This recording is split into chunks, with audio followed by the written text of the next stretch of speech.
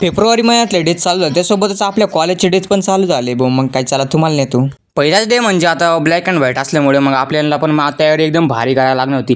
मस्तपैकी black pant आणि white shirt मस्तपैकी घालून जायचं. एकच कॉलेजवर जाण्यासाठी पोरांची पण एकच नंबर तयारी चालू होती भाऊ. काय म्हटलं एवढा नखरा पोरींच्यावर नटते येतं. पोरींच्यावर जाऊ दे, आपला भाऊ तर असं काही नटला तर मला वाटलं आज प्रपोज डे पण आहे, त्याच्यामुळे मग काय भरोसा नाही भाऊ प्रपोज मारून द्यायचं एखाद्या पोरीला. म्हटलं आपल्या नशिबात नाही पप्पाची परी, त्यामुळे काय कामाची ती 14 फरवरी. कॉलेजला जाण्यासाठी भाऊ सर्व काही आवरून घेतलं. मस्तपैकी ड्रेस बीस सगळं मस्तपैकी केसांना विचरून घेतलं. त्याच्यानंतर आपण भाऊ मस्तपैकी आपल्या बॉडीला आहे ना मस्त सेंट बिंट मारून घेतला. इकडे तर आपल्या मित्र काही घेणं देणंच नाही, कोणता डे असो बहीण असो फक्त आपली झोप पूर्ण व्हायला पाहिजे. हॉस्टेलच्या बाहेर निघताच भाऊ आपल्या सुमित भाऊ भेटला. मग काय भाऊ त्याच्याच गाडीवर निघालो मस्तपैकी कॉलेजला. कॉलेजवर जाऊन बघतो तर काय एवढी गर्दी तर फक्त आपल्या परीक्षेच्या वेळेस बघायला भेटते, पण आज काय डेज असल्यामुळे त्याच्यामुळे मग गर्दी पण जास्तच होती.